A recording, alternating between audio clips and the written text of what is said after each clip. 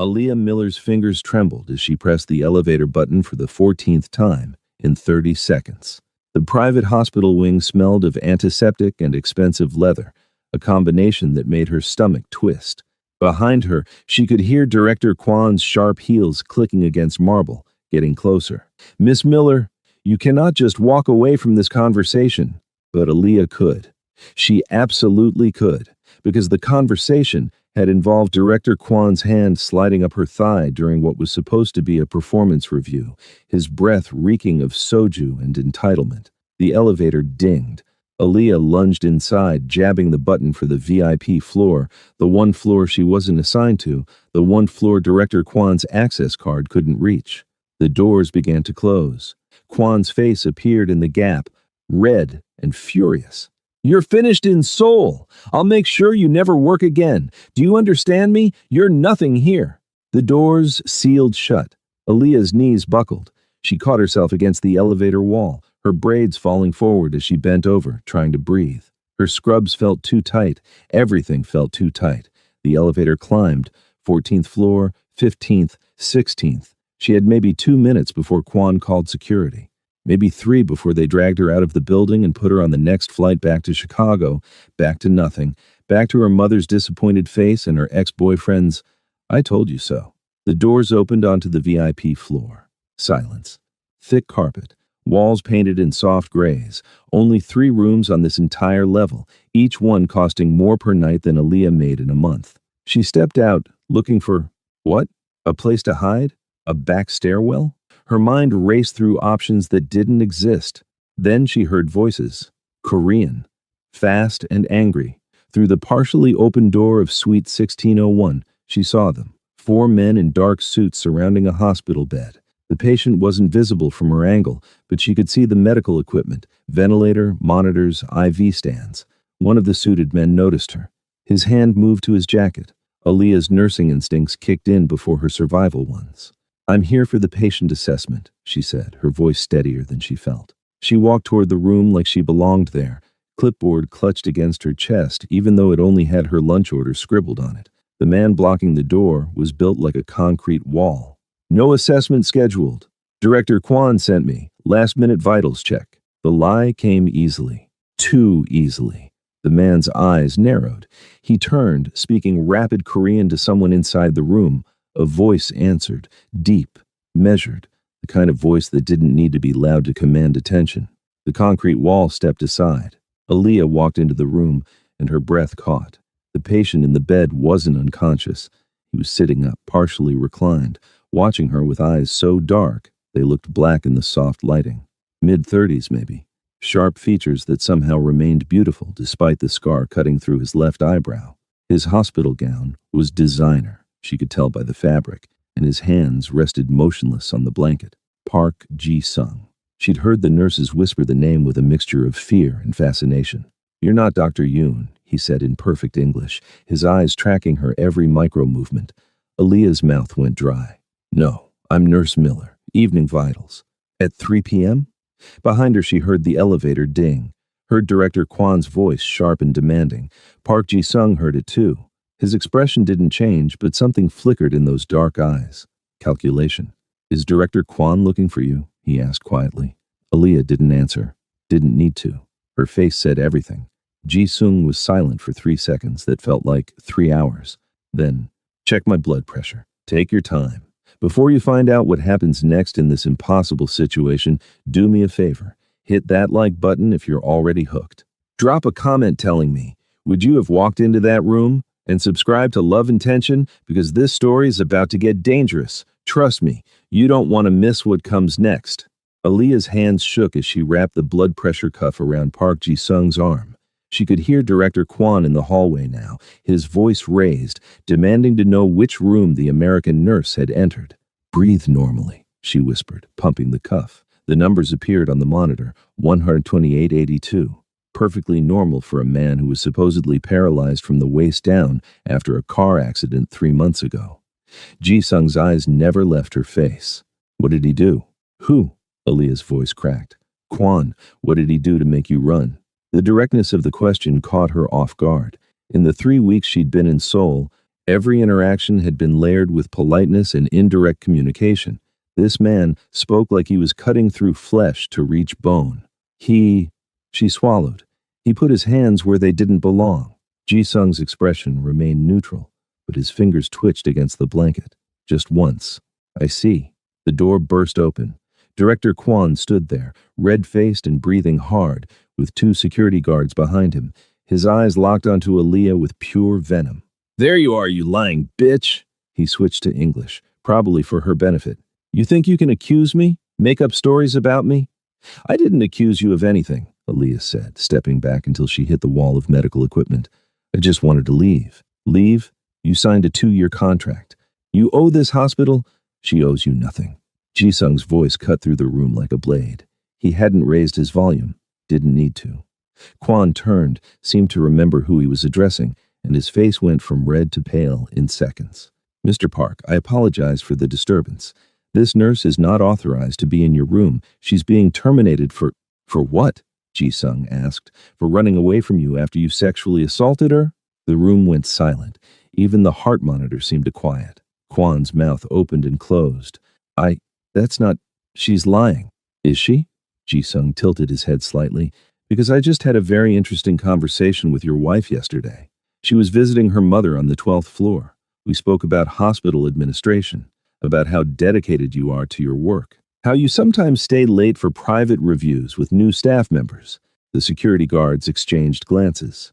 I think, Ji-sung continued, his tone conversational, almost pleasant, that your wife would be very interested in reviewing the security footage from your office. Today's footage, around 2:45 p.m. Kwon's face had gone from pale to gray. Mr. Park, please, leave. It wasn't a shout, wasn't even emphatic. But Kwon left, stumbling backward, the security guards following. The door clicked shut. Aaliyah realized she'd been holding her breath. She let it out slowly, her knees threatening to give out. Thank you. God, thank you. Don't. Ji-sung's eyes were still on her, analytical and cold. Don't thank me yet. Sit down. There was a chair next to the bed. Aaliyah sat because her legs wouldn't hold her anymore. What's your full name? He asked. Aaliyah Rose Miller. How long have you been in Seoul? 3 weeks. Why are you here? The questions came fast, precisely targeted. Aaliyah found herself answering automatically. I needed a fresh start. My nursing license transferred. The pay was good. I thought I could build something new. And now? Now I'm probably getting deported. The reality crashed over her. Kwon meant what he said. He has connections. He'll make sure I can't work, can't stay. I'll be on a plane by tomorrow. Ji-sung was quiet for a long moment, watching her. She watched him back, noting the details her nurse's training automatically cataloged, the slight muscle atrophy in his legs that suggested genuine paralysis, the surgical scar on his lower back visible when the gown shifted, the way his upper body remained perfectly still, conserving energy like someone who knew their mobility was limited. I need a nurse, he said finally. Aaliyah blinked. What? A private nurse, live-in. Someone who understands discretion. His eyes narrowed slightly. Someone who has nowhere else to go. The words should have offended her, should have felt like exploitation. Instead, they felt like exactly what they were, a transaction. Why me? She asked. Because you just witnessed me threaten a hospital director using information I shouldn't have. Because you're desperate enough to be grateful, but smart enough to know this isn't charity. He paused. And because you don't speak Korean well enough to understand the conversations happening around me. That's valuable. Aaliyah's mind raced. Live-in nursing wasn't uncommon for wealthy patients, especially in Seoul. The pay would be substantial. More than that, it would keep her in the country, keep her working, keep her away from the failure waiting back home. But something in his tone made her ask, what aren't you telling me? A flicker of something, surprise, respect, crossed his face. Many things. But here's what matters. Director Kwon will be dealt with. You will be transferred to my private employment, effective immediately. You will live in my home, maintain my medical care, and ask no questions about my business. Your business, Aaliyah repeated slowly. You mean the part where 4 armed men guard your hospital room? I mean the part where you don't ask questions. His voice didn't rise, but the steel in it was unmistakable. Do we have an understanding? She should say no, should run, should call the embassy and beg for help getting home. Instead, she heard herself say, What's the pay? Ji-sung told her. Aaliyah's eyes widened. It was triple what the hospital had been paying. Enough to send money home to her mother. Enough to actually save something.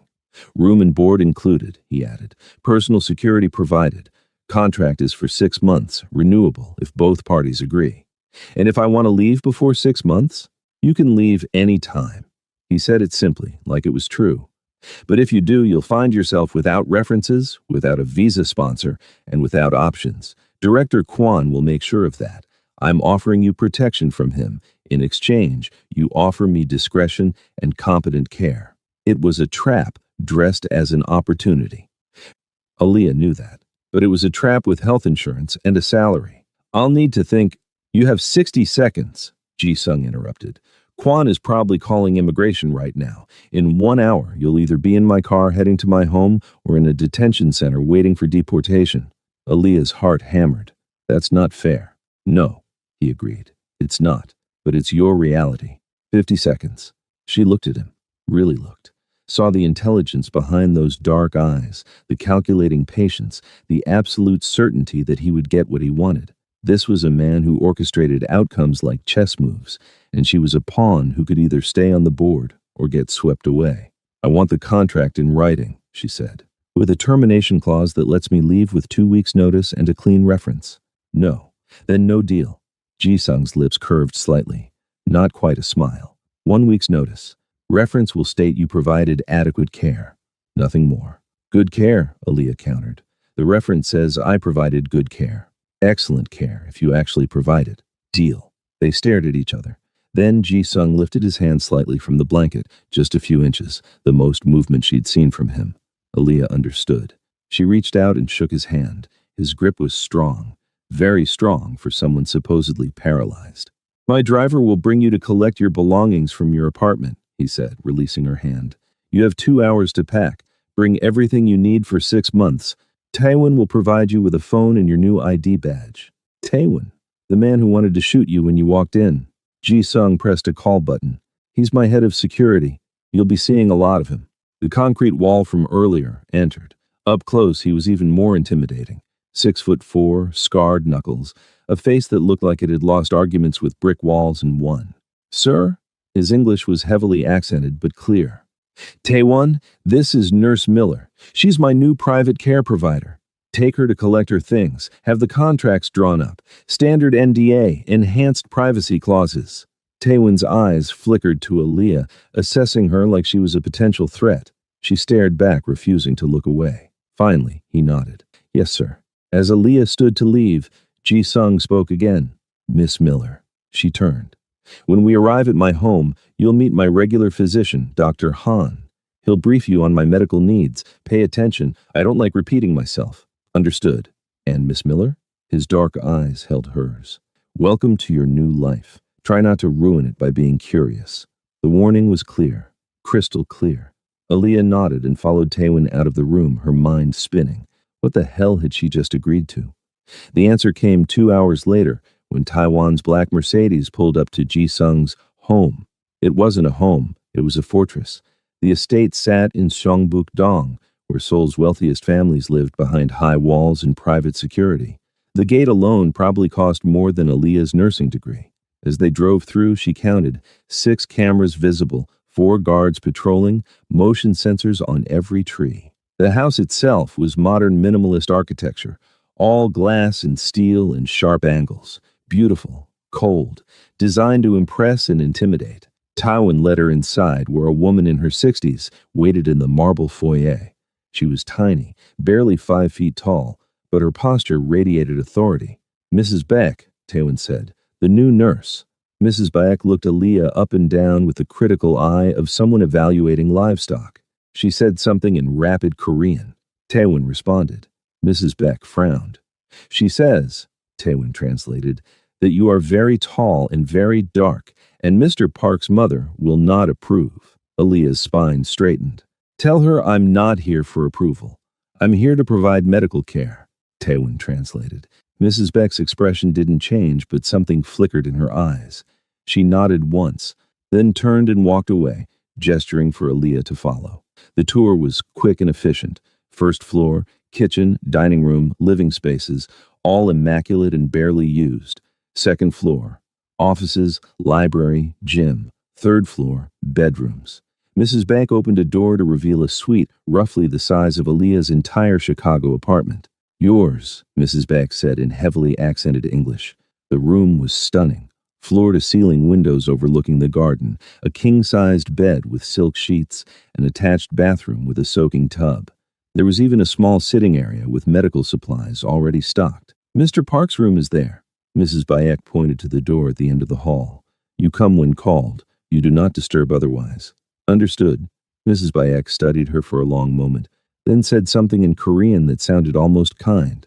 She patted Aaliyah's arm and left. Aaliyah stood alone in her new room, her two suitcases looking pathetic on the expensive floor. Her phone buzzed. New number. The message was in English. Dr. Han will arrive at 7 p.m. to brief you. Dinner is at 8. Dress is formal.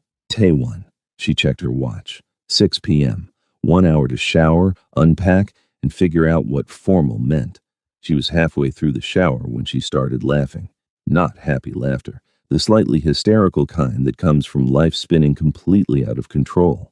24 hours ago, her biggest problem was figuring out Seoul's subway system.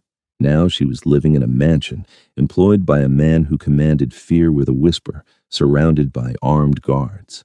The laughter died quickly, because beneath the luxury and the security, she knew the truth. She'd just sold herself into a beautiful cage, and Park Ji-sung held the only key. Durhan arrived precisely at 7 p.m.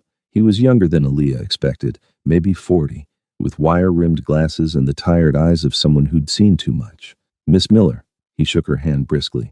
I understand you're a registered nurse with emergency room experience? Yes, 3 years at Chicago Memorial. Good. You'll need those skills. He opened a tablet, pulling up files. Mr. Park's medical history is complicated and largely classified. What I can tell you is this. 3 months ago, he sustained severe spinal trauma in what was officially reported as a car accident. The damage was to L1, L2 vertebrae, resulting in complete paralysis from the waist down. Aaliyah listened, her clinical mind engaging. Recovery prognosis? 0. The damage is permanent. Dr. Han's voice was flat, matter-of-fact. He requires daily physical therapy to prevent muscle atrophy, regular medication for nerve pain and muscle spasms, and monitoring for autonomic dysreflexia. Are you familiar with that condition? Yes. Dangerous spike in blood pressure due to stimuli below the injury level. Correct. It can be fatal if not managed immediately. He handed her the tablet. These are his medications, dosing schedules, and emergency protocols. Memorize them. Aaliyah scrolled through the information. The medication list was extensive. Pain management, muscle relaxants, antispasmodics, blood pressure regulators. But something caught her eye. He's not on any antidepressants, she noted. Dr. Han's expression closed off. Mr. Park doesn't believe in them. That's not a medical decision. That's a personal preference. Given the psychological impact of sudden paralysis, he should at least... Miss Miller, Dr. Han's voice hardened. You are here to follow protocols, not establish them. Mr. Park has made his wishes clear regarding psychiatric care. You will respect those wishes. The warning was obvious. Aaliyah nodded, filing the information away. A man who refused psychological support after traumatic injury was a man carrying weight that would eventually crush him. But that wasn't her problem. Not yet, anyway. Physical therapy schedule? She asked. Daily, 9 a.m. The gym on the second floor is equipped. I'll supervise the first few sessions, then you'll take over. He stood. Any questions? About 1,000. But Aaliyah asked the only one that mattered. What happens if there's a medical emergency beyond my scope? You call me. I'm 10 minutes away. If I can't get here in time, he paused. Do your best. Mr. Park values competence. Demonstrate that and you'll do well here. And if I don't, Dr. Han looked at her with something approaching pity, then you won't be here very long. After he left, Aaliyah changed for dinner, choosing the most formal outfit she'd packed, a simple black dress that suddenly felt too casual for this house. She made her way downstairs, following the sound of quiet conversation. The dining room was even more intimidating than her bedroom, a table that could seat 20, though only 2 places were set, crystal glasses, real silver. And at the head of the table, in a motorized wheelchair that probably cost more than a car, sat Park Ji-sung. He'd changed too. Black suit, crisp white shirt, no tie. His hair was styled back from his face, emphasizing those sharp features and the scar through his eyebrow. He looked like he belonged on the cover of a magazine, or a most wanted poster. "Miss Miller," he gestured to the seat on his right. "Please, sit." Aaliyah sat, hyper-aware of every movement, every sound. A staff member, not Mrs. Beck, appeared with wine. Aaliyah shook her head. "Water, please." Ji-sung's lips curved slightly. "You don't drink?" "Not on duty." "You're always on duty now." "Exactly." That almost smile again. "Dr. Han says you asked good questions, that you have emergency room instincts. I try to be prepared. Preparation is the difference between living and dying, in my experience." He took a sip of wine. "Tell me about Chicago. Why did you leave?" The question was casual, but Aaliyah sensed the calculation behind it. He was gathering information, building a profile. She decided honesty was safer than lies he'd eventually uncover. Bad relationship. Worse breakup. My ex had connections in the medical community. Made it difficult to work. When the hospital started cutting my shifts, I knew I needed to leave the city entirely. She met his eyes. Seoul seemed far enough away. From him or from yourself? The accuracy of the question stung. Both. Ji-sung nodded like she'd confirmed something. We're alike in that way. Sometimes geography is the only escape from who we were. Who were you? The question escaped before she could stop it. His expression didn't change, but the temperature in the room seemed to drop. Someone who could walk. The reminder was pointed. Aaliyah felt her cheeks heat. "I apologize. That was inappropriate." "Yes, it was." He set down his wine glass. "But I'll allow one question per day. You've used yours. Choose more carefully tomorrow." Dinner arrived, some kind of beef dish that probably had a French name Aaliyah couldn't pronounce. They ate in silence for a while, the only sounds the gentle clink of silverware and the distant hum of the house. Finally, Ji-sung spoke. "The rules of this house are simple. You provide medical care. You don't ask questions about my business. You don't speak to outsiders about what you see or hear. You maintain absolute discretion. And in return? In return, you're protected, paid, and allowed to continue your career." He paused. "And Director Kwan will never trouble you again." Something in his tone made Aaliyah look up sharply. "What did you do?" "That counts as tomorrow's question if you want it answered." She bit back her curiosity. "Never mind." "Wise choice." He pushed his plate away. "Barely touched," she noticed. "Your first physical therapy session is at 9 a.m. tomorrow. Don't be late. I value punctuality." "Yes, sir." "Ji-sung. When we're alone, you may call me Ji-sung." It felt like a gift and a trap simultaneously. "Ji-sung," she repeated, testing the name. He watched her for a long moment, those dark eyes revealing nothing. Then, "You may go. Mrs. Beck will show you the evening routine." Aaliyah stood, then hesitated. "Can I ask something that's not about your business?" "You can ask. Why did you really hire me? There are hundreds of qualified nurses in Seoul. Nurses who speak Korean, who understand the culture, who wouldn't ask uncomfortable questions." Ji-sung's expression remained neutral, but something flickered behind his eyes. "Perhaps I wanted someone who would ask uncomfortable questions. Or perhaps," he tilted his head slightly, "I wanted someone who understands what it's like to run out of options. Someone who knows desperation intimately enough to recognize it in others." "You don't seem desperate." "No," he agreed. "I don't. But appearances are the most reliable form of deception, Miss Miller. You of all people should understand that." He wheeled himself toward the elevator, leaving Aaliyah standing in the dining room, her heart pounding with the certainty that she'd just been told something important. She just didn't know what. The first week passed in a blur of routines and revelations. Mornings began at 6 a.m. Aaliyah would check Ji-sung's vitals, administer medications, then prepare him for physical therapy. Dr. Han supervised the first 3 sessions, watching as Aaliyah helped Ji-sung through the exercises designed to maintain upper body strength and prevent muscle deterioration in his legs. The sessions were brutal. Ji-sung pushed himself with an intensity that bordered on self-punishment, his jaw clenched against pain he refused to acknowledge. By the 3rd day, Aaliyah stopped asking if he needed a break. He never did. "Good," Dr. Han told her after the 4th session. "You're learning not to coddle him. He hates that." "I noticed." Aaliyah wiped sweat from her forehead. The gym was temperature controlled, but the work was exhausting. "He's going to injure himself if he keeps pushing this hard. He knows his limits." "Does he?" "Because from where I'm standing, he's deliberately testing them." Dr. Han studied her for a moment, then nodded slowly. "You're perceptive. That's good. Use that perception to keep him alive, not to psychoanalyze him. After Dr. Han left, Aaliyah's education began in earnest. Tywin became her unlikely guide to Ji Sung's world. He taught her the names of the men who came and went from the house, always using first names only, always with a subtle warning about which ones could be trusted. Ryu handles logistics, Tywin explained one afternoon, pointing out a slim man in an expensive suit. Never trust him in private. He's smart but ambitious. And that one? Aaliyah nodded toward a younger man, maybe 25, with nervous energy. Biom Siok. He runs the tech side. Harmless but talks too much. Don't tell him anything you don't want everyone to know within an hour. The warnings continued. Slowly, Aaliyah began to understand the structure of Ji Sung's organization. It wasn't a company in the traditional sense, though there were legitimate businesses involved. It was something older, more complex. A network of obligations and loyalties that extended throughout Seoul's underbelly. She never asked what they actually did. Didn't need to. The expensive cars, the deference from men twice Ji Sung's age, the way conversations stopped when she entered rooms, it all painted a clear picture. Park Ji Sung was dangerous, and everyone knew it except perhaps the law. On day 8, her carefully maintained ignorance shattered. She was in Ji Sung's room, a space she'd only entered for medical necessities, administering his evening medications. The room was as minimalist as the rest of the house. Dark wood furniture, floor-to-ceiling windows with blackout shades, a hospital-grade bed that looked nothing like a hospital bed. Ji Sung sat in his wheelchair by the window, looking out at the garden lights.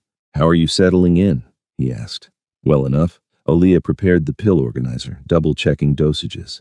"Mrs. Bayek is teaching me basic Korean, useful phrases, such as, 'Where is the bathroom?' and 'Please don't shoot me.'" His laugh surprised her. It was genuine, unguarded, the first time she'd heard him laugh. "Taewon's influence, I assume. He has a unique teaching style. He likes you. That's rare." Ji Sung turned his wheelchair to face her. "He said you asked intelligent questions, that you don't panic easily." Should I be panicking? Most people do in their second week here. They realize what this house actually is. Aaliyah handed him the pills and water. "And what is it? You tell me." She met his eyes, deciding on honesty.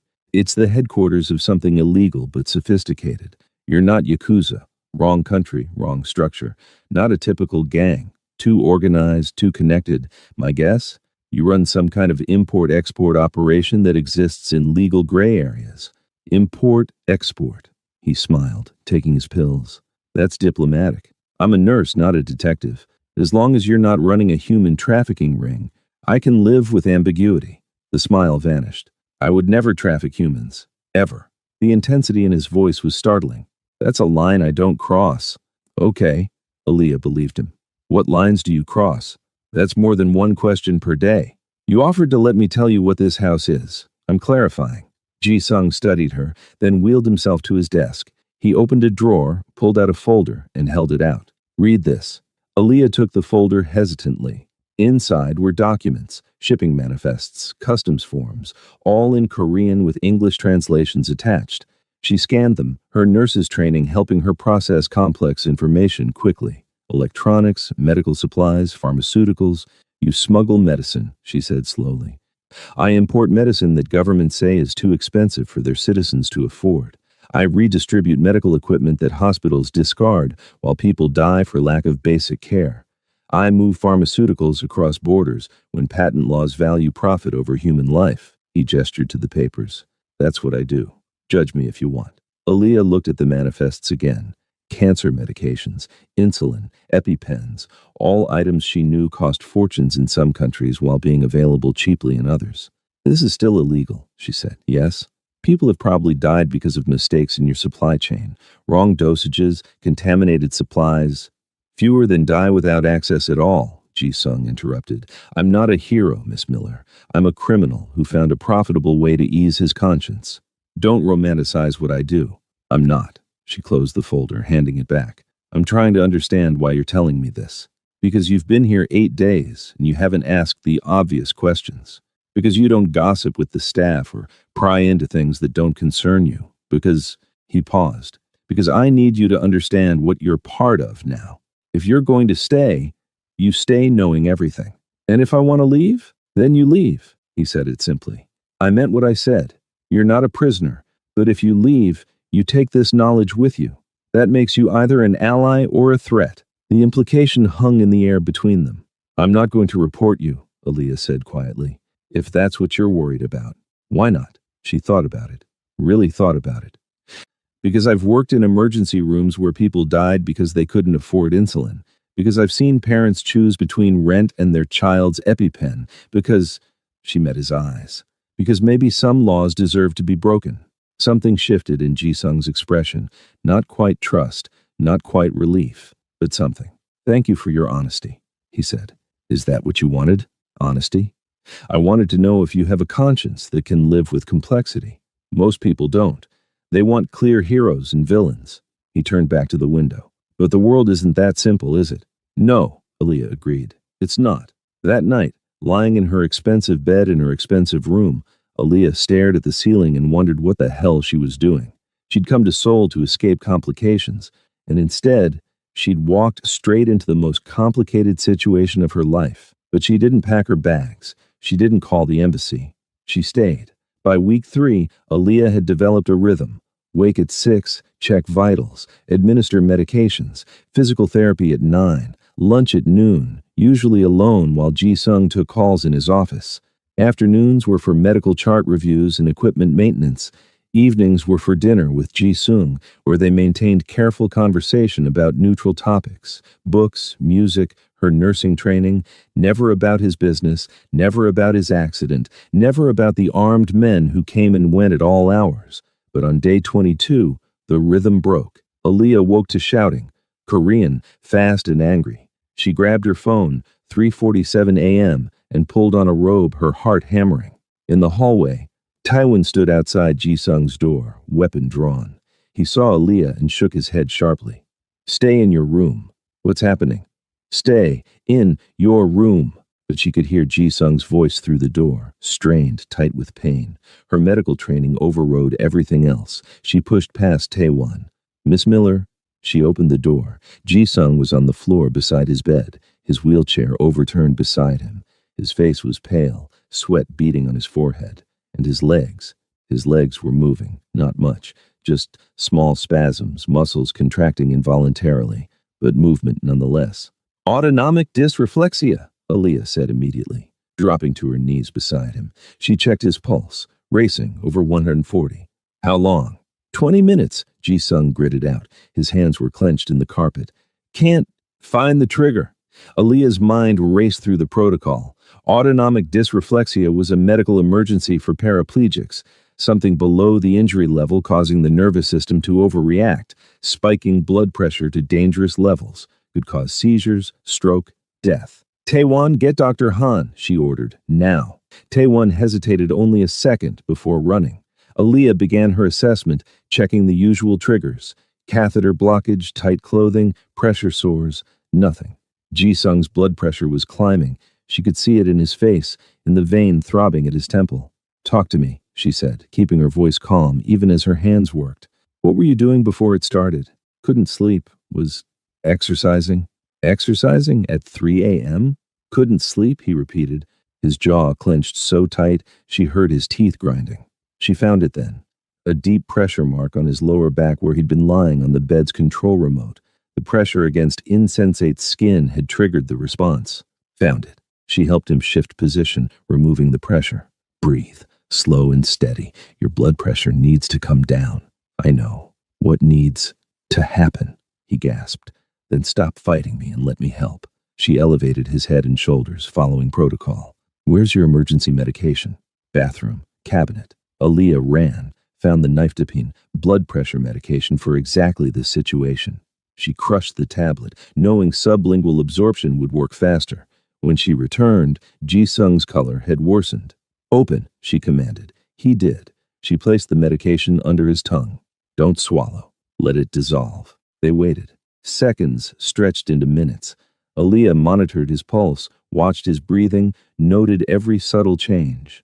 Slowly, so slowly, his color began to improve. His breathing steadied. Dr. Han burst through the door, medical bag in hand. What happened? Autonomic dysreflexia. Pressure trigger from bed remote. I've administered 10 mg nifedipine sublingual. He's stabilizing. Aaliyah rattled off the information precisely, professionally. Dr. Han checked Ji-sung's vital signs, nodding. Good call.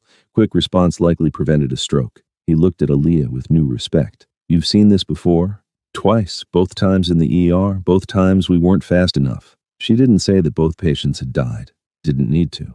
Dr. Han stayed for 30 minutes, monitoring until Ji-sung's blood pressure returned to normal. Then he pulled Aaliyah aside. That was excellent work. You saved his life. I did my job. No. Dr. Han shook his head. Most nurses would have panicked, waited for me. You acted. That's the difference between competence and excellence. He paused. Mr. Park chose well. After Dr. Han left, Aaliyah helped Ji-sung back into bed. He was exhausted, the medical crisis having drained him, but his eyes remained sharp, watching her. You were right, he said quietly. About what? I do push too hard. Test my limits. He looked at his legs, still now, motionless again. I hate these useless things. Hate that they're part of me, but not part of me. It was the most honest thing he'd said about his condition. Aaliyah sat on the edge of the bed, professional distance momentarily forgotten. They're not useless, she said. They're healing. Differently than you want, but healing. Healing into dead weight. Healing into a new reality that you get to define. You're not less than you were, Ji-sung. You're different. That's not the same thing. He laughed, bitter and sharp. You sound like a therapist. Good. Because you need one. His eyes snapped to hers, dangerous. We've discussed this. No, Dr. Han discussed it. I'm discussing it now. She met his glare with her own stubborn determination. You can fire me if you want, but first hear this. You almost died tonight because you were punishing yourself at 3 a.m. That's not physical therapy. That's self-destruction, and I won't enable it. Silence, heavy and thick. Then, you're very brave or very stupid. Both, probably. Aaliyah stood. I'm going back to bed. Call if you need anything. And Ji-sung, maybe tomorrow we talk about adding some psychiatric support to your treatment plan. Not because you're weak, because you're strong enough to admit you need help. She left before he could respond, her heart pounding, certain she'd just ended her employment. Instead, the next morning, there was a note slid under her door. Dr. Yoon will begin therapy sessions next week, Tuesdays and Thursdays. You win. J.S. Aaliyah smiled. Small victories. The following days brought a shift in their dynamic. Ji-sung was less guarded, more willing to let her see the frustration and pain behind his controlled facade. The physical therapy sessions became conversations about his life before the accident, about hers, about everything except what had actually caused his paralysis. On day 30, Aaliyah finally asked. They were in the gym, Ji-sung working through resistance exercises while she spotted him. His shirt was off, necessary for the workout, and she could see the full extent of his scars, not just the surgical one on his back, but others. Old ones. A bullet graze on his shoulder, what looked like a knife wound across his ribs.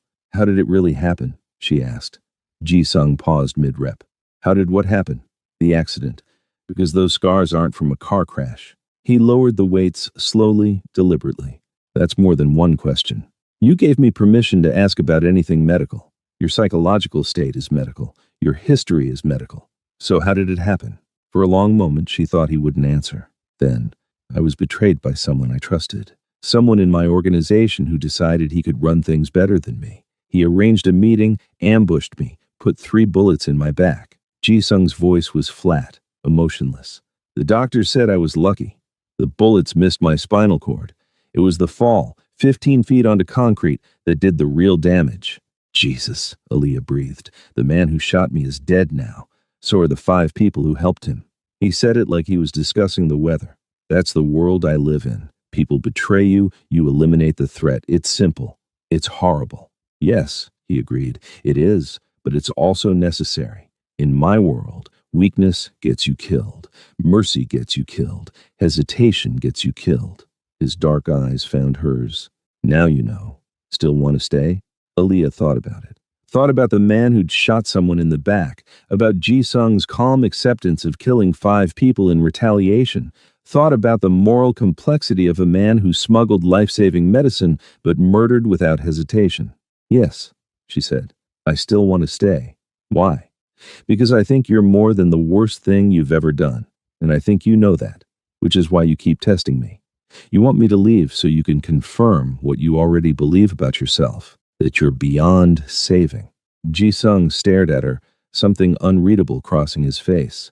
You don't know me as well as you think. Maybe not, but I know that you threatened Director Kwan to protect me. I know you pay your staff well and treat them fairly. I know you could have let yourself die from autonomic dysreflexia rather than call for help, but you didn't. She crossed her arms. I know you're complicated, Ji-sung, but complicated isn't the same as irredeemable. He was quiet for so long, she thought she'd overstepped. Then he reached for his shirt, pulling it on with practiced efficiency. Tomorrow, he said, Taiwan is going to teach you basic self-defense. If you're staying, you need to know how to protect yourself. From what? From the consequences of being associated with me. He wheeled toward the door, then paused. And Aaliyah, thank you for staying, even when staying is the more difficult choice. It was the first time he'd used her first name. Week 6 brought winter to Seoul. The garden frosted over, and the house's heating system worked overtime against the cold. Aaliyah settled into routines that felt almost normal. Morning vitals, physical therapy, lunch with Mrs. Bayek practicing Korean, afternoons reviewing medical charts, evenings with Ji-sung discussing everything except the obvious tension building between them. Because there was tension, the kind that came from proximity and forced intimacy, from seeing someone at their worst and their best, from shared secrets and growing trust. Aaliyah felt it most acutely during physical therapy, when her hands were on his shoulders, his back, steadying him through exercises, when his skin was warm under her palms and his breath came in controlled gasps, and she had to remind herself this was professional, this was medical, this was not what her accelerating heartbeat wanted it to be. She thought he felt it too.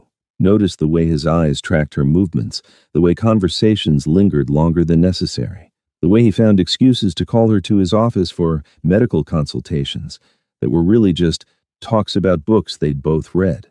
But neither acknowledged it, couldn't acknowledge it.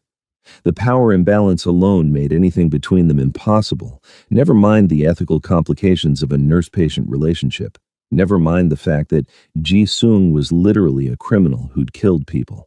On day 42, everything changed. Aaliyah was in the kitchen with Mrs. Bayek, learning to make kimchi, when Taiwan appeared in the doorway. His face was grim. Mr. Park needs you, now. She didn't ask questions, just followed him upstairs to Ji-sung's office. Inside, Ji-sung sat at his desk with 3 men Aaliyah didn't recognize. The tension in the room was suffocating. Gentlemen, Ji-sung said in English, gesturing to Aaliyah, this is Miss Miller, my private nurse. Miss Miller, these men are from the Ministry of Justice. They have some questions about my medical treatment. Aaliyah's stomach dropped. Ministry of Justice meant law enforcement, meant investigation. The lead investigator, a thin man with cold eyes, stood. Miss Miller, how long have you been employed by Mr. Park? 6 weeks. And in that time, have you witnessed anything unusual? Any visitors who seemed threatening? Any discussions about illegal activities? She looked at Ji-sung. He gave the slightest shake of his head. No, she said. I provide medical care. I'm not privy to Mr. Park's business dealings. You live in this house. You must see things, hear things. I see a patient who requires extensive medical management. I hear his physical therapy sessions and his therapy appointments with Dr. Yoon. She kept her voice steady, professional.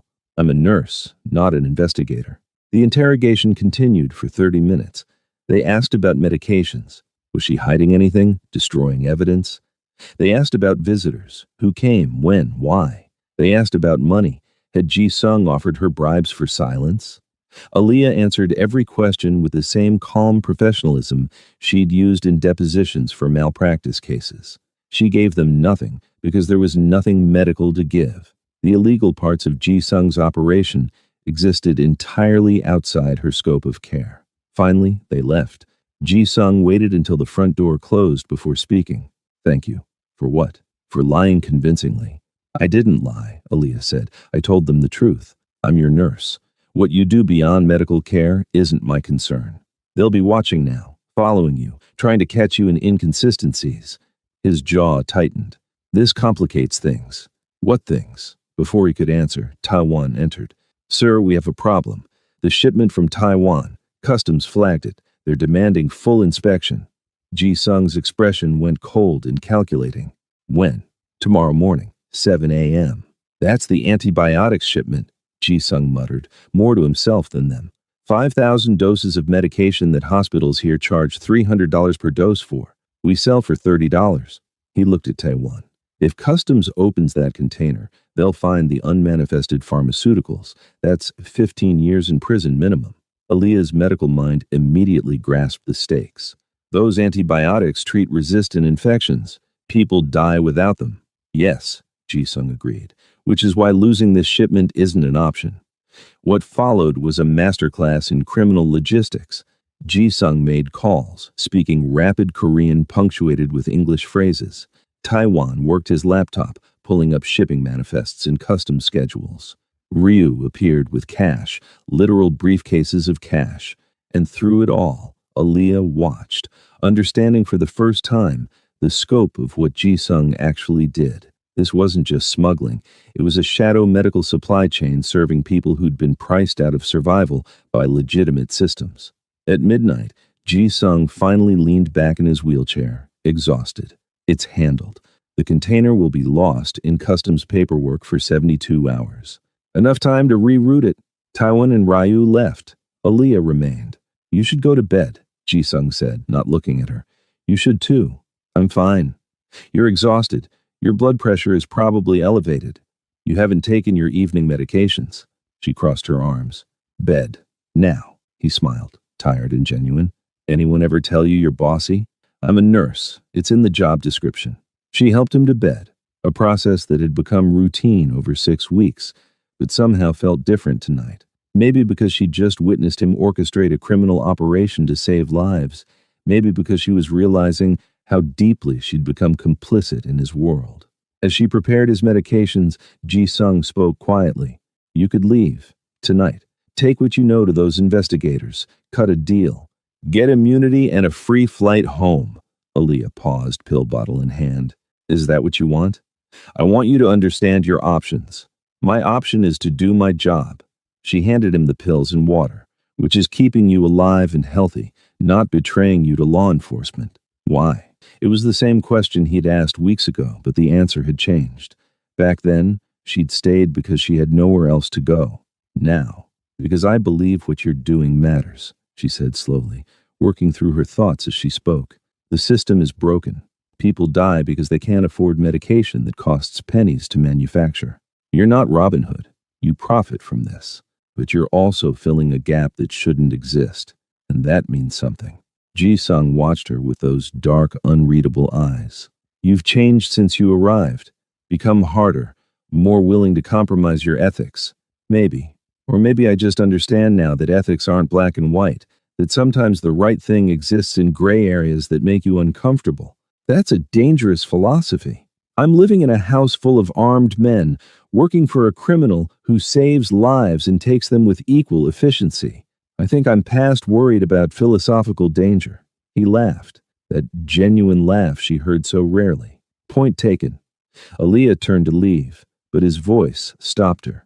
Aaliyah. She looked back. If something happens to me, if the investigators find something, if there's an arrest, you tell them everything. Cooperate fully. Save yourself. Ji-sung. Promise me.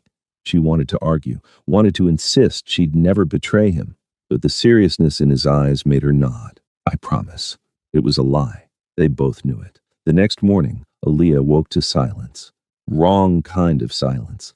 The house always had ambient noise, guards changing shifts, Mrs. Black in the kitchen, the hum of security systems. This was empty silence. She dressed quickly and went downstairs. The house was nearly deserted. Only Taiwan remained, standing guard in the foyer.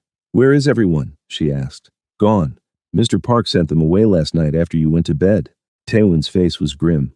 The investigators are coming back today with a warrant. He's protecting the staff by creating distance. Where's Ji-sung? His office. He's been there since 4 a.m. Aaliyah found him exactly where Taewon said, surrounded by documents he was methodically feeding into a shredder. He looked up when she entered. You should pack, he said calmly. Taewon has arranged a car to take you to the airport. Your contract is fulfilled. References prepared. You'll have no legal exposure. I'm not leaving. Aaliyah, I'm not leaving, she repeated firmly. If investigators are coming, you need a medical professional present. someone to verify your condition, to ensure they don't violate your rights as a patient. That's not.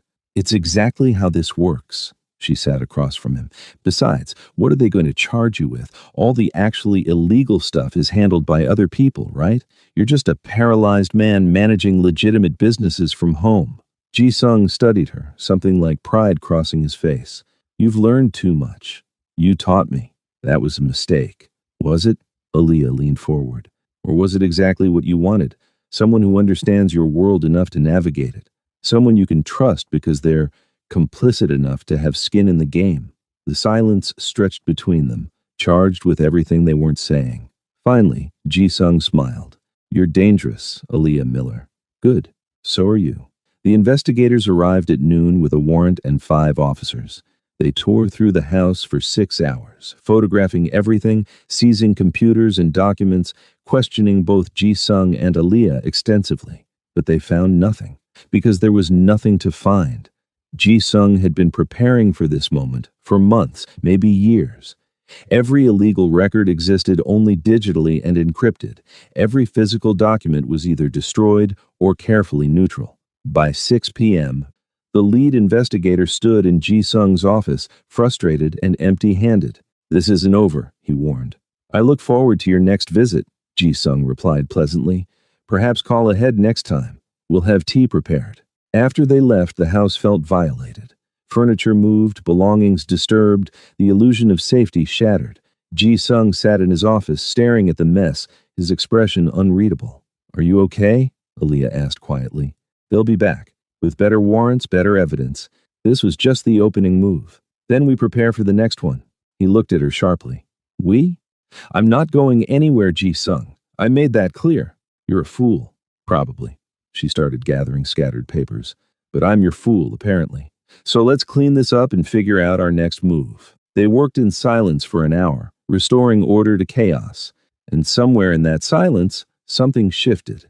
The line between employer and employee, between patient and nurse, between criminal and accomplice, it blurred and reformed into something neither of them had intended. Something dangerous.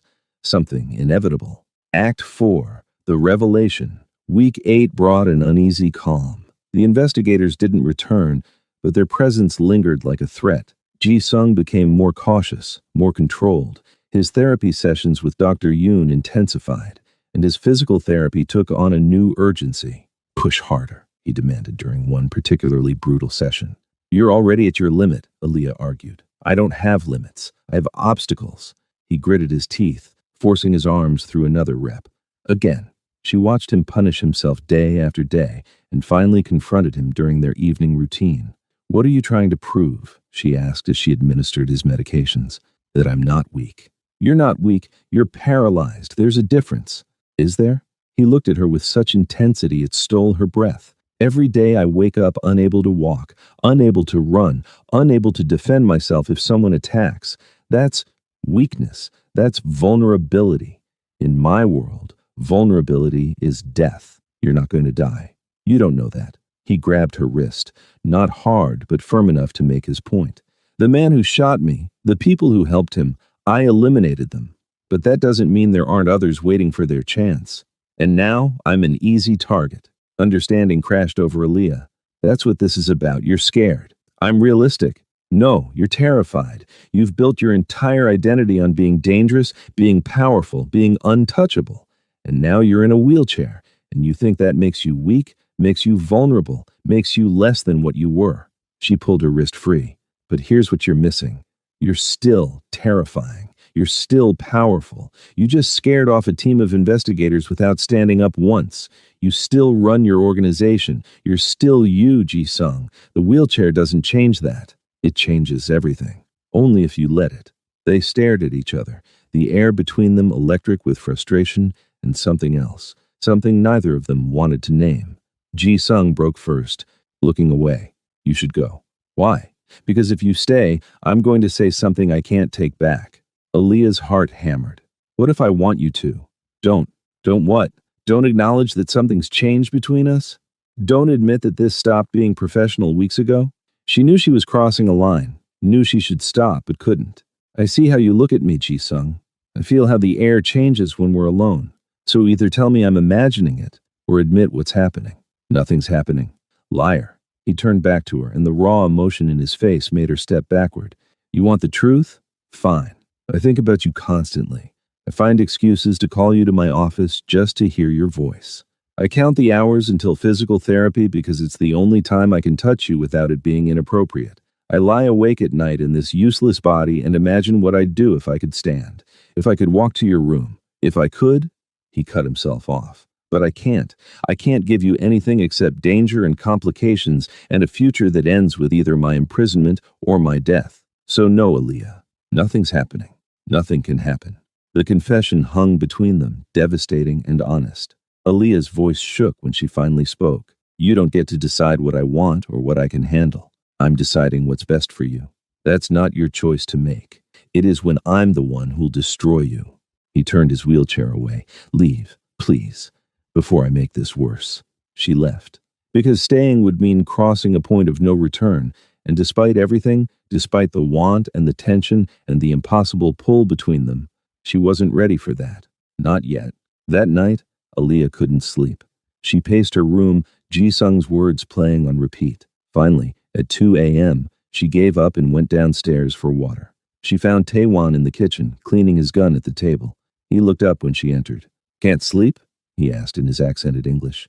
Too much on my mind. She poured water, then sat across from him. Can I ask you something?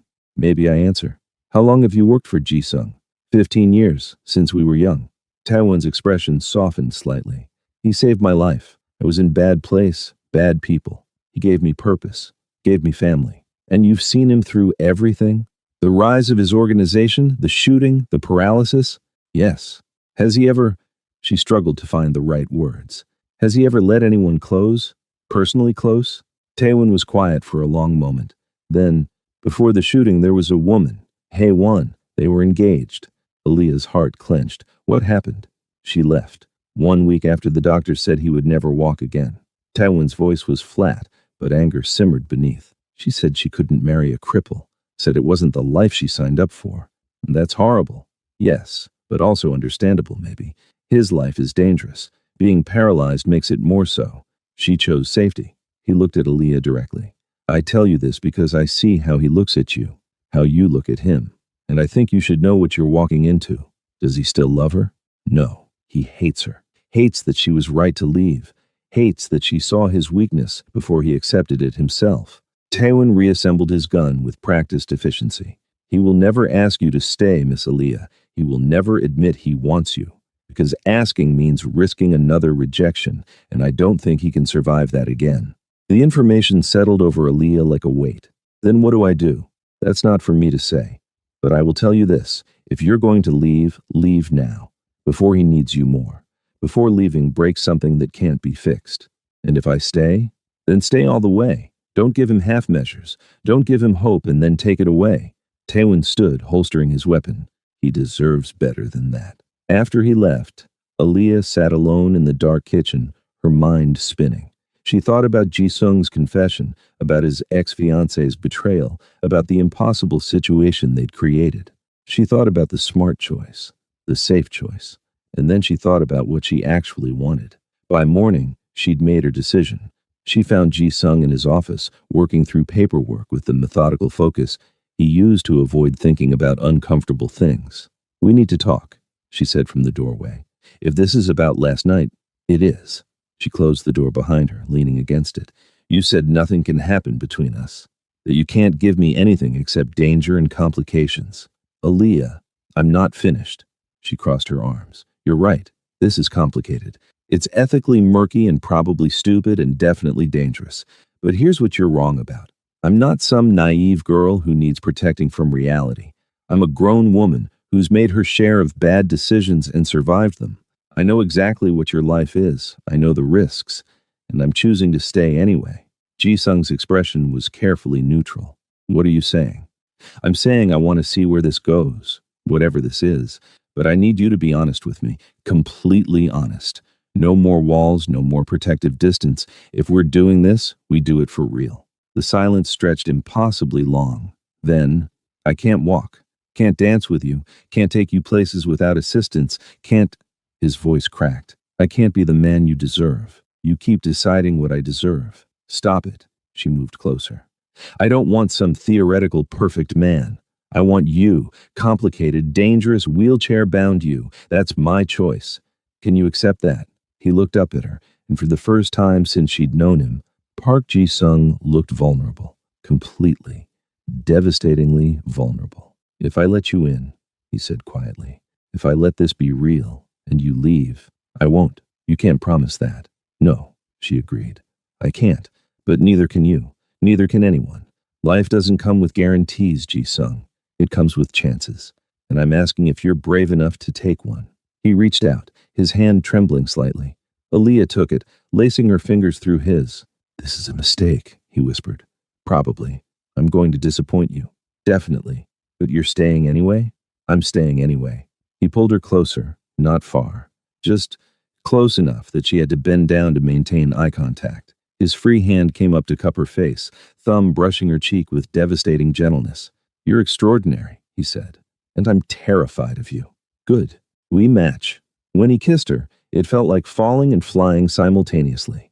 Soft and fierce and charged with weeks of tension finally released. His hand tangled in her braids, pulling her closer, and she braced herself against his wheelchair's armrests, careful of his legs, mindful of his limitations. When they finally broke apart, both breathing hard, Ji-sung rested his forehead against hers. This changes everything, he said. I know. The investigators, my organization, the danger. It's all going to touch you now. Really touch you. I know that too. And you're still sure. Instead of answering, she kissed him again. Slower this time, deeper, with all the certainty she felt and none of the fear. When she pulled back, she saw something in his eyes she'd never seen before. Hope. It was terrifying. It was perfect. It was the moment everything truly began. Act 5. The truth. The next 3 weeks existed in a strange bubble. Professionally, nothing changed. Aaliyah still provided medical care, still maintained routines, still kept careful documentation. But privately, everything was different. Evening dinners became longer, filled with conversations that wandered from philosophy to childhood memories, to dreams neither had dared voice before. Physical therapy sessions gained a new tension, every necessary touch charged with awareness. Nights found them in Ji-sung's office, her reviewing medical journals while he worked, existing in comfortable silence. They didn't hide their relationship from the staff, impossible in a house where privacy was an illusion. But they didn't advertise it either. Taiwan treated Aaliyah with new respect, like she'd passed some unspoken test. Mrs. Bayek started teaching her Korean with actual investment, preparing her for a longer stay. Even Dr. Han noticed the change during his weekly visits. You're good for him, he told Aaliyah one afternoon. I've never seen him this settled. Settled isn't a word I'd use for Ji-sung, Aaliyah replied, watching through the office window as Ji-sung took a call, his face animated with whatever problem he was solving. No, but content maybe, like he's found something worth fighting for beyond revenge and survival. The observation stayed with Aaliyah, because Dr. Han was right. Ji-sung had changed, still sharp, still dangerous, still absolutely in command of his world, but softer with her, more willing to laugh, to share, to let her see beyond the armor. On day 73, everything shattered. Aaliyah woke at dawn to voices downstairs, angry voices. She dressed quickly and found Ji-sung in his office with Taiwan, Ryu, and 2 men she'd never seen before. What's happening? She asked from the doorway. Ji-sung's face was carved from stone. We have a problem. A shipment was intercepted. The authorities are connecting it back to me. But you said everything was encrypted, protected. It was. Someone inside gave them information. His voice was deadly calm. Someone close enough to know operation details. The implication hung heavy. Aaliyah's stomach dropped. You think I... No, he said it firmly, meeting her eyes. I know you didn't, but others might not be so certain. Ryu spoke in Korean, his tone accusatory. He kept looking at Aaliyah. English, Ji-sung commanded. Now. Ryu switched languages, his eyes hard on Aaliyah. I'm saying it's suspicious. The American arrives and suddenly investigators show up, then a shipment is compromised. Maybe she's working with them. Maybe this whole thing was a setup. Watch your mouth, Ji-sung said quietly. The threat in his voice was unmistakable. She has access to everything. Your files, your schedule, your security details. Ryu stepped closer. How well do you really know her? How do you know she's not— Enough! Ji-sung's voice cracked like a whip. You forget yourself, Ryu. Miss Miller has proven her loyalty repeatedly. The leak is coming from inside the organization. Yes, but not from her. How can you be sure? Because I had her investigated before I ever hired her. Full background check, financial records, communications monitoring. She's exactly who she claims to be, a nurse who needed a job. Ji-sung's eyes didn't leave Ryu. Can you say the same about everyone in this room? The accusation shifted the dynamic immediately. Ryu's face paled. The two unknown men exchanged glances. We all have questions, one of them said carefully. The timing is unfortunate. The timing is calculated, Ji-sung corrected. Someone wants us fractured, suspicious of each other, divided, and here you all are, playing exactly into that strategy by accusing the one person who has the least to gain from betrayal. Taiwan spoke up, his English rough but clear. The leak came from the Taiwan office. We confirmed it this morning. Someone there accessed shipping manifests they shouldn't have seen. Taiwan? Ryu's surprise seemed genuine. But it means we have a bigger problem than we thought. Ji-sung leaned back in his wheelchair, his expression calculating. Someone's been building a case against me for months, systematically compromising operations, gathering evidence, positioning themselves to take over once I'm arrested. Who? Aaliyah asked quietly. That's what we're going to find out. He looked at Taiwan. I need a full audit. Every person with access to operational details, every communication in the last 6 months, every financial transaction. That will take days. Then you'd better start now. The meeting dispersed, leaving Ji-sung and Aaliyah alone. She could see the tension in his shoulders, the tightness around his eyes. I'm sorry, she said. For what? For being a complication. For making people suspect. Stop! He wheeled closer, taking her hand. You're not the complication. You're the only simple thing in my life right now. The only thing I'm completely certain about. The words settled something in her chest. What happens now? Now, I find the leak and eliminate it. Then, I restructure everything to make sure this doesn't happen again. He squeezed her hand. But I need you to understand something. This is going to get worse before it gets better. The investigators have enough now to justify warrants, surveillance, maybe arrests. Being close to me is going to put you at risk. I know. And you're still staying? Did you really have me investigated? She asked instead of answering. A slight smile. Thoroughly. I know about your ex-boyfriend. About your mother's medical bills, about the parking tickets you forgot to pay in 2022. I know everything. That should creep me out. But it doesn't. No, because it means you were protecting yourself. And probably me too, in your way. She studied his face. Do you really trust me? Completely? With my life, he said simply, which is terrifying because I don't trust easily. I know. Taiwan told me about Haewon. Ji-sung's expression hardened. Did he? Don't be angry at him, I asked. She moved closer, kneeling so they were eye level. I understand why you're scared, why you push people away, but I'm not her. Ji-sung, I'm not going to abandon you when things get hard. Things are already hard. They're about to get impossible. Then we'll be impossible together. He pulled her into a kiss that felt like desperation and determination mixed together. When they broke apart, he rested his forehead against hers. Promise me something, he said. Anything. If the investigators come for me, if there's an arrest, you walk away. You don't defend me, don't stand by me, don't sacrifice yourself for me. Promise. Ji-sung, promise me, Aaliyah, please. She wanted to refuse, wanted to insist she'd never abandon him, but the plea in his voice was so raw, so genuine, that she found herself nodding. I promise. Another lie. They both knew it. The next 72 hours were chaos. Taewon's audit uncovered a web of betrayal spanning 3 countries and involving 7 members of Ji-sung's organization. The mastermind was someone Aaliyah had met only once, a man named Dai Jung who ran operations in Hong Kong. He's been planning this for over a year, Ji-sung explained during a tense strategy meeting. Building his own network, slowly compromising mine, positioning himself to take over everything once I'm arrested or killed. So what do you do? Aaliyah asked. What I always do. I eliminate the threat. The words were casual, but the implication was clear. Aaliyah felt cold. You're going to kill him. I'm going to stop him. The method is secondary. No, it's not. It's murder, Ji-sung. That's not secondary. The room went silent. Everyone stared at her, this American nurse who dared challenge their boss. Ji-sung's voice was dangerously quiet. Leave us. The room emptied quickly. When they were alone, Ji-sung wheeled closer. Don't do this, he said. Don't make me choose between you and survival. I'm not asking you to choose. I'm asking you to find another way. There is no other way. Dae-jung has already killed 3 people who were loyal to me. He's threatened my remaining allies, compromised my operations, and handed evidence to investigators that could put me away for life. He's declared war, Aaliyah. You don't fight a war with mercy. You fight it with strategy, with intelligence, with leverage. She grabbed his hands. You're brilliant, Ji-sung. You've built this entire organization through calculated moves and smart positioning. Use that. Find what Dae-jung values, what he's vulnerable to, and exploit it. You don't have to kill him to win. You're naive. I'm hopeful. There's a difference. He pulled his hands away.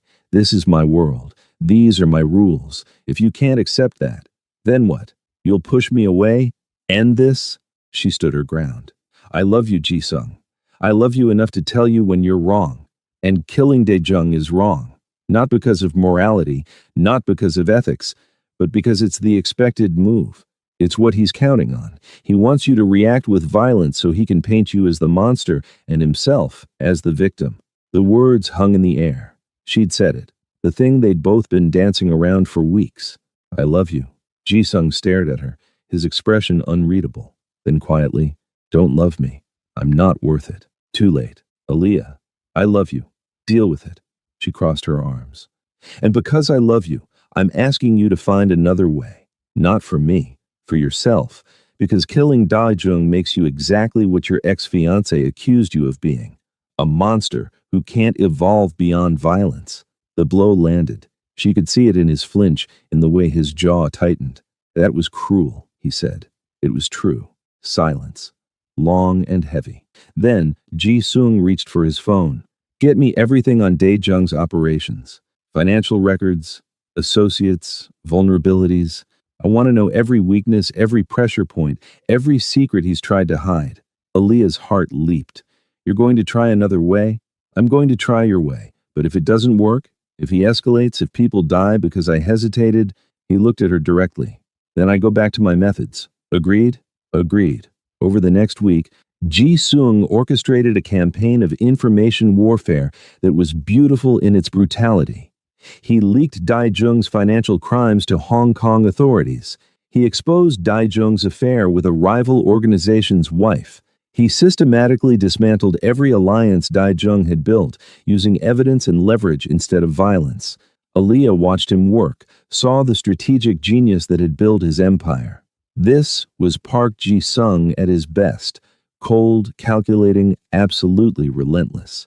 By day 86, Dae-jung had fled Hong Kong with investigators and angry gangsters, both hunting him.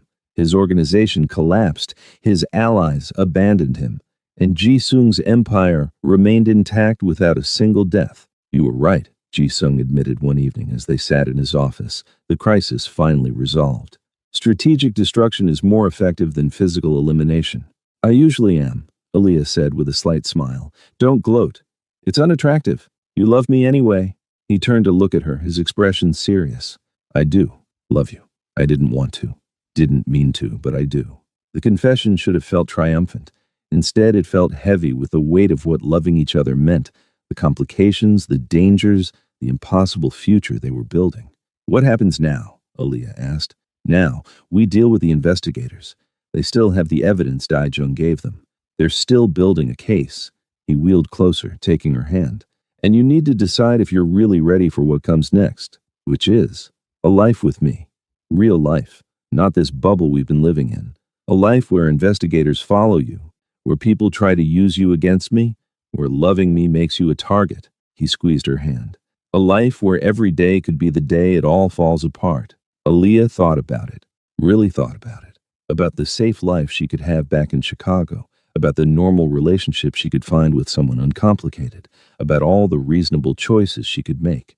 Then she thought about Ji-sung, about the way he challenged her, respected her, trusted her with his vulnerabilities, about the way he looked at her like she was the only solid thing in his spinning world. I'm ready, she said. You're sure?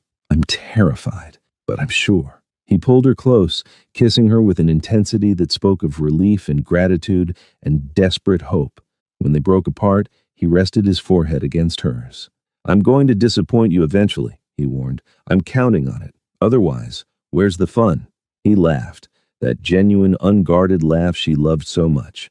And in that moment, surrounded by the wreckage of his criminal empire and the threats still circling, Aaliyah felt something she hadn't felt in years. Home. 3 weeks later, at 2 a.m., Aaliyah woke to find Ji-sung's side of the bed empty. They'd been sharing a room for the past month, a natural evolution that neither had questioned. But tonight something felt wrong. She found him in his gym, not in his wheelchair, but on the floor, pulling himself through exercises with brutal determination. Can't sleep? She asked from the doorway. He startled, actually startled, which was unusual for someone so constantly aware of his surroundings. I didn't mean to wake you. You didn't. I just noticed you were gone. She moved closer, sitting on the floor beside him. Bad night? The investigators served new subpoenas today. They want financial records going back 10 years, communications with every associate, medical records from my accident.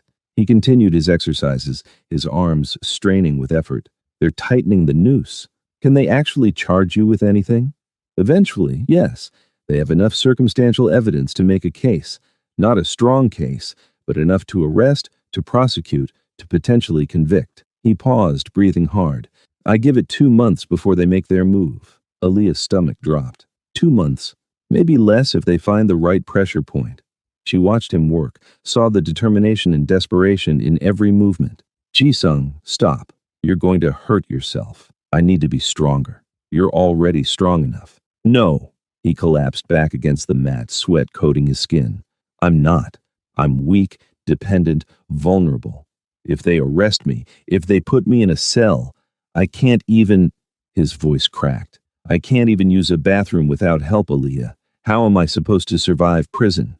The raw fear in his voice broke her heart. She lay down beside him, taking his hand.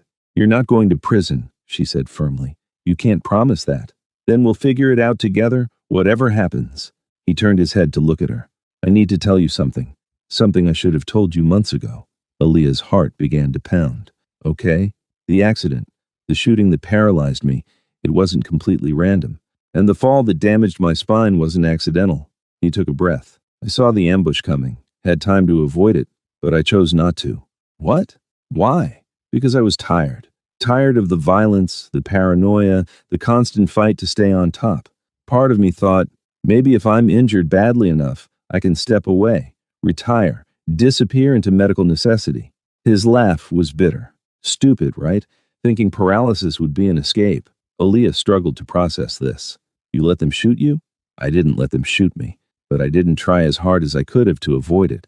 And when I felt my back hit that concrete, there was this moment of relief. Like finally, I had an excuse to stop. Ji-sung. But it didn't work, because you can't escape what you are. The organization still needed me. The investigators still wanted me. All I did was trade one prison for another. He squeezed her hand. And then you showed up. And for the first time since the shooting, I wanted to get better. Not to walk again. I've accepted that won't happen. But to be better. To deserve someone like you. Tears pricked Aaliyah's eyes. You already deserve me. No, but I'm trying to. He turned onto his side, facing her fully. Which is why I need to tell you the rest. The rest? The paralysis. It's not permanent. The words didn't make sense. Aaliyah sat up abruptly. What?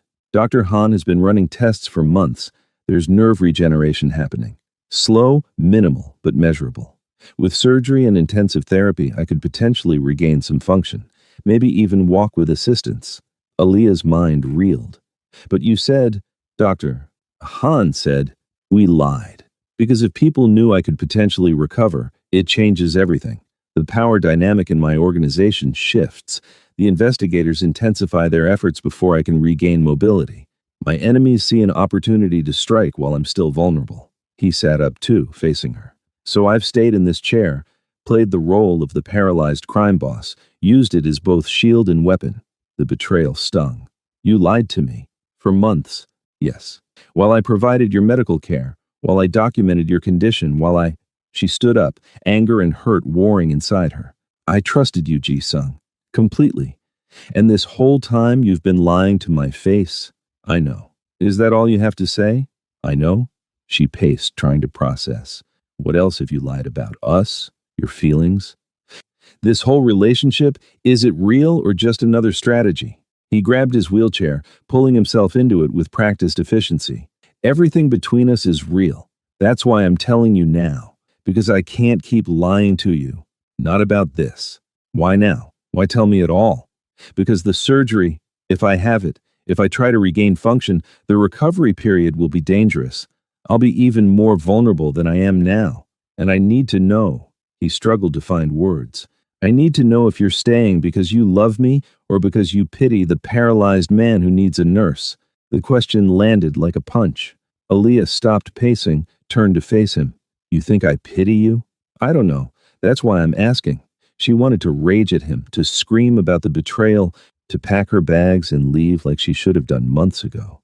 But looking at his face, vulnerable and uncertain and desperate for her answer, she couldn't. I don't pity you, Ji-sung. I never have. She moved closer. I love you because you're brilliant and infuriating and dangerous and somehow gentle only with me. I love you because you challenge me, respect me, trust me enough to show me your weaknesses. I love you despite the wheelchair, not because of it. And if you have surgery, if you regain function, if you can walk again, I'll still love you.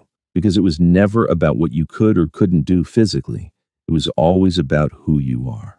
His eyes glistened with unshed tears. I don't deserve you. Stop saying that. It's annoying. She knelt in front of him. Are you having the surgery? I don't know. The risks are substantial. Failed surgery could make things worse. But if it works, if I can regain even partial function, he cupped her face. I could stand beside you, hold you properly, protect you the way I want to. I don't need you to stand to protect me. You do that fine from a wheelchair. But I want to. I want to be whole for you. You're already whole. Broken in some ways, sure, but whole where it counts.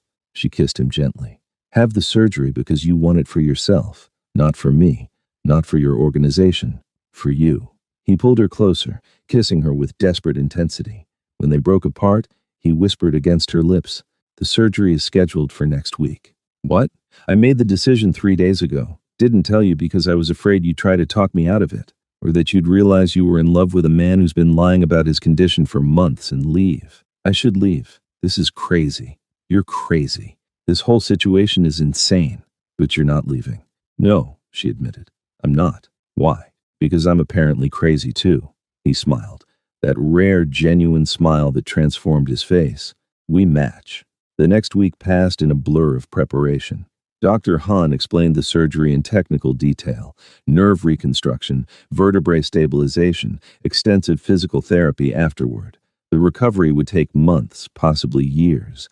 Success wasn't guaranteed. There's a 40% chance the surgery accomplishes nothing, Dr. Han said bluntly. A 30% chance it makes things worse. Only a 30% chance of meaningful improvement. Those are terrible odds, Aaliyah pointed out. They're the only odds I have, Ji-sung replied. The night before surgery, they lay in bed together, neither sleeping. I'm scared, Ji-sung admitted quietly. Me too. If something goes wrong, it won't. But if it does, I need you to know something. He turned to face her in the darkness. You made these last 4 months worth living. Before you, I was just existing, surviving, going through motions. You reminded me what it feels like to actually want tomorrow. Ji-sung, let me finish. If the surgery fails, if I wake up worse than before, I need you to promise me something. What? That you'll leave, that you'll go back to America, find someone normal, build a real life. Don't waste yourself on a future that's just caretaking and disappointment. I'm not promising that. Aaliyah, no.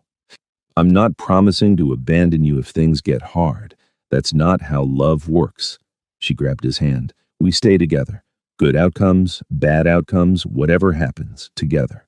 That's the only promise I'm making. He pulled her into a kiss that felt like goodbye and hello mixed together. Like fear and hope and desperate need all combined into one moment. I love you, he whispered. I love you too, and I'll be there when you wake up. The surgery took 14 hours. Aaliyah spent every minute in the waiting room, pacing, praying to a god she wasn't sure she believed in, making deals with the universe. Tywin sat with her, silent and solid. Mrs. Bayek brought food neither of them ate. Even Ryu showed up, offering awkward comfort in broken English. Finally, Dr. Han emerged. His face was unreadable. "The surgery went as well as could be expected," he said carefully. "No complications during the procedure. Now we wait to see if the nerve reconstruction takes. When will we know? Days, maybe weeks. His body needs time to heal before we can assess function." He squeezed her shoulder. "He's in recovery now. You can see him in an hour." That hour felt infinite. When they finally led her into the recovery room, Ji-sung was unconscious, intubated, connected to more machines than she could count. She took his hand, careful of the IV lines, and just held it. "I'm here," she whispered, "just like I promised." He woke 6 hours later, groggy and disoriented. His eyes found hers immediately. "Hey," she said softly. "Hey." His voice was hoarse from the breathing tube. "Still here?" "Still here. Stupid. Probably." He squeezed her hand weakly. "Love you. Love you too. Now rest. The hard part comes later." He drifted back to sleep, and Aaliyah settled into the chair beside his bed, prepared for the long recovery ahead. 3 days post-surgery, Ji-sung could wiggle his toes. It was the smallest movement, barely visible, easily missed. But Aaliyah saw it during her morning check and nearly cried. "Did you see that?" She grabbed Dr. Han. "Did you see?" Dr. Han ran tests, his professional demeanor cracking into a smile. "Nerve function is returning. This is excellent progress." But Ji-sung's reaction was subdued. "It's just my toes." "It's a beginning," Aaliyah insisted. Over the next 2 weeks, the progress continued. Sensation returning in patches, muscle twitches becoming controlled movements. Small victories that added up to something miraculous. And through it all, the investigators circled closer. On day 16 post-surgery, they served an arrest warrant. Park Ji-sung was officially charged with international smuggling, conspiracy, racketeering, and a dozen other crimes. They arrested him in his hospital bed, reading him his rights while he was still connected to IV medications. Aaliyah stood frozen, watching them handcuff him, carefully, mindful of his medical condition, but still handcuffs. "It's okay," Ji-sung told her calmly. "We knew this was coming." "This isn't okay. You just had major surgery, which is why they're doing it now. I'm weak, vulnerable, can't run." He looked at the lead investigator. "I assume I'll be held in a medical facility during trial preparation." "Correct. You'll be transferred to the secured wing at Seoul National Hospital." "Then let's get this over with." Ji-sung looked at Aaliyah one last time. "Remember your promise. Walk away. Build your life." "No." "Aaliyah." "No," she repeated firmly. "I'm not leaving. I'll visit every day they allow it. I'll testify if needed. I'll wait however long it takes, because that's what love means." The investigators led him away, and Aaliyah stood in the empty hospital room, her heart breaking and rebuilding simultaneously. Tywin appeared beside her. "He'll fight this. He has good lawyers." "I know. And you're really staying?" "I'm really staying. Even though it could be years before he's free, even though being associated with him will destroy your career, your reputation, your future, even though," Tywin nodded slowly. "Then you'll need protection. The organization is in chaos. Ji-sung's enemies will see this as an opportunity. You're vulnerable. So what do I do? You let me protect you until he can do it himself again." 6 months later, Aaliyah sat in a secured visiting room at Seoul National Hospital, waiting for Ji-sung to be brought in. The trial had been delayed twice, once for his medical needs, once for procedural issues. His lawyers were confident they could beat most of the charges, but the process would take time, years potentially. The door opened, guards wheeled Ji-sung in, and Aaliyah's breath caught. He wasn't in his wheelchair. He was using a walker. "Surprise," he said with a slight smile. 3 months of intensive therapy. I can walk about 20 feet before my legs give out. Dr. Han says with more time, I might manage 50. Aaliyah stood, moving closer. Ji-sung, that's incredible. It's something. He made his way slowly to the chair across from her, the guards hovering nervously. Once seated, he waved them back. "Give us privacy. 10 feet, I'm not going anywhere." They reluctantly complied. Ji-sung reached across the table, taking Aaliyah's hands. "You're still here. Where else would I be? Chicago, living your life, being free of this mess." I am living my life. This is exactly where I choose to be. He studied her face, searching for doubt or resentment. The trial could take 2 more years. Even if I'm acquitted, I'll have enemies waiting for me. The organization is fractured. Half my allies have turned.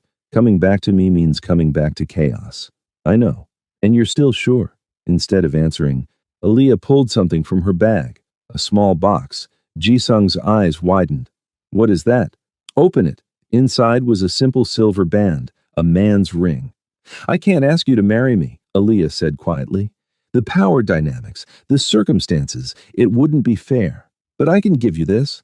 A promise that when you get out, when this is over, when you're free, I'll still be waiting. And then you can ask me, if you want to. Ji-sung stared at the ring, then at her, something breaking and reforming in his expression. You're insane, he whispered, completely. I might go to prison for 20 years. Then I'll wait 20 years. I might lose everything. My organization, my money, my power. Good. Maybe you'll finally realize you're enough just as you are. He laughed, that genuine laugh she loved. You're extraordinary. So you've said. He took the ring from the box, turning it over in his hands. Then he looked up at her, his expression serious. I have to tell you something. One last truth before you fully commit to this insanity. Aaliyah's heart beat faster. Okay. The paralysis, before the surgery, when I was still in the wheelchair, I could walk. I've been able to walk for the last month before the surgery. The words didn't compute. What? The nerve damage was real initially, but it healed faster than expected.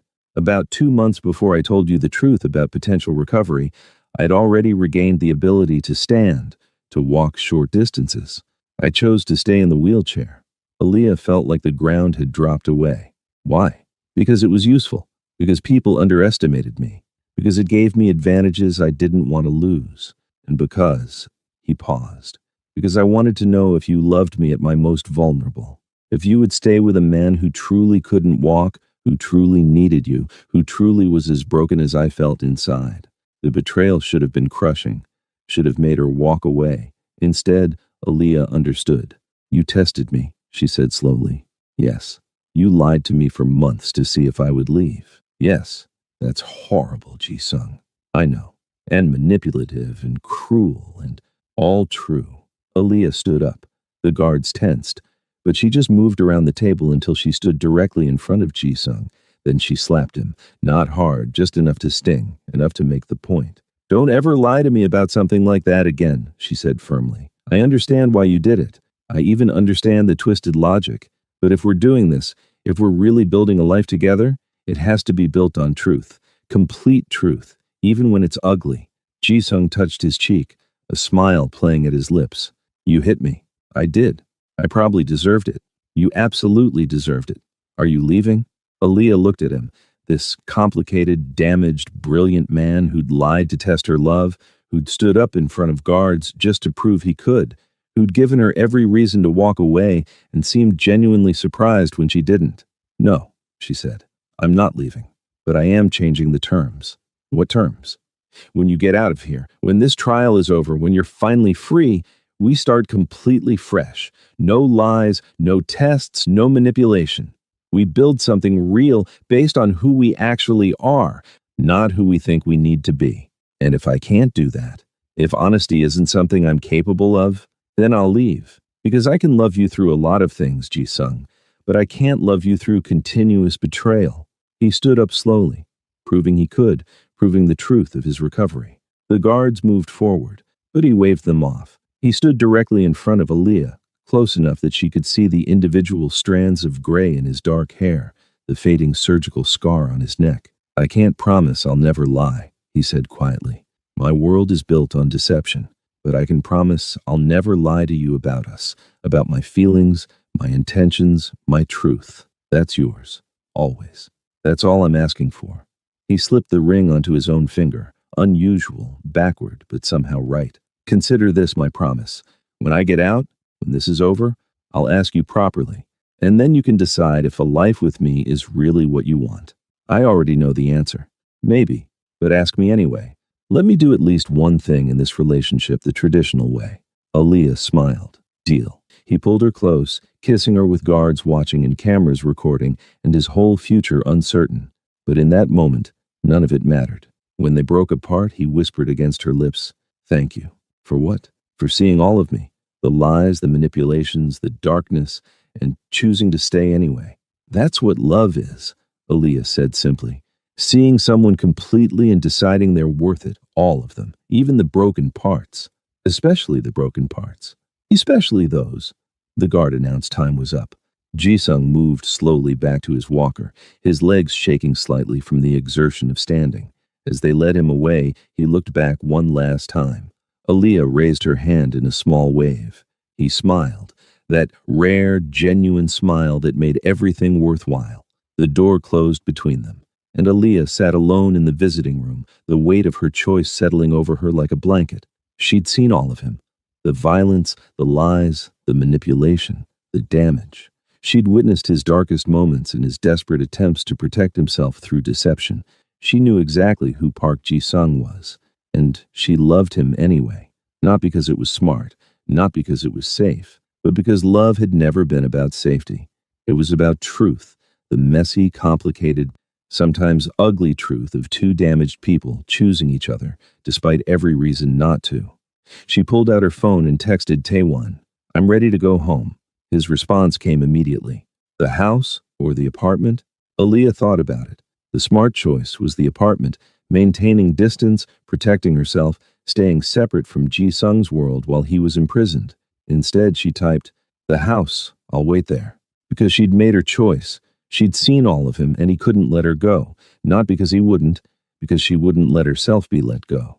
The truth had locked them together, not his crimes, not his power, not even his love, but the simple, devastating fact that she knew everything and chose to stay anyway. That was the trap. That was the lock, and neither of them had the key. You've just witnessed Aaliyah and Ji-sung's impossible choice. Now I need to know, are you Team Aaliyah for staying, or do you think she should have walked away when she had the chance?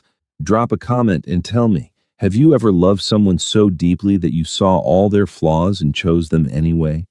What would you do in Aaliyah's position?